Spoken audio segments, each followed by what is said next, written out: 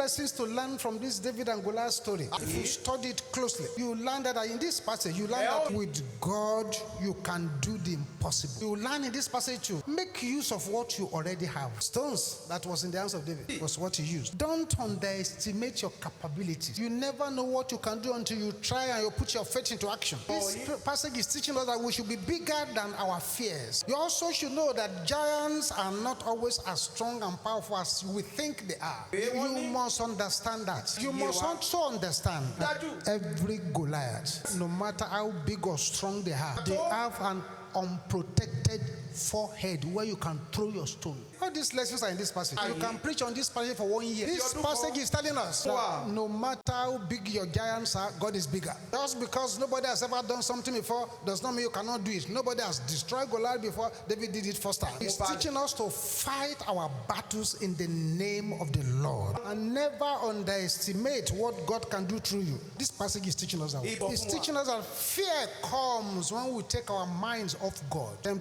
fear will come in. Just like Simon Peter looked at the waves and it started sinking. It's teaching us that to have faith, you don't rely on your senses. Don't rely on your senses. When it comes to the things of God, you cannot measure it by your academic brain. The best of brains cannot cope with the mysteries of God. To have faith, you can't rely on your senses. This passage is telling us, battle is not yours, it is the Lord. And when God appears at your war front, your battle is over. It's teaching us that we must know our spiritual weapons. If you don't have a copy of 101 spiritual weapons against the enemy, go and buy one. That's why David picked 5 stones. He had calculated that he would need at least a maximum of 5 to finish him off. He had calculated that the first one may miss the target, the second one may miss, but by the time he spends 5, one will catch him. You learn from this passage.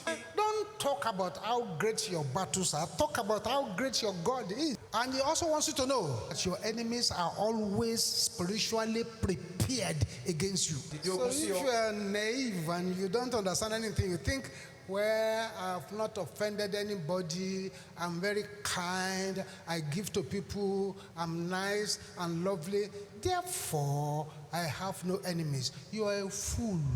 If I slap your face and you slap me back, I'm not a wicked person.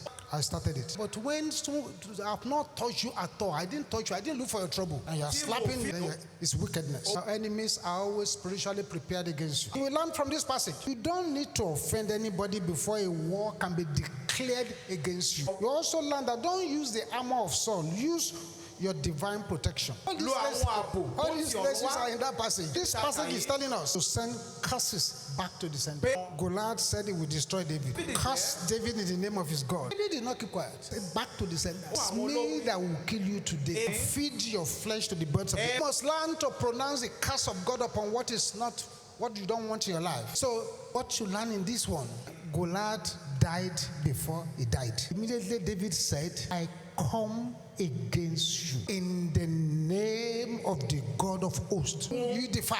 That was the end of the battle. Goliath died before he died. But last but not the least, close mouth is a close destiny. David did not keep quiet. He fought back. I have a word of prophecy for somebody. Your terrifying strong man shall fall down and die in the name of Jesus.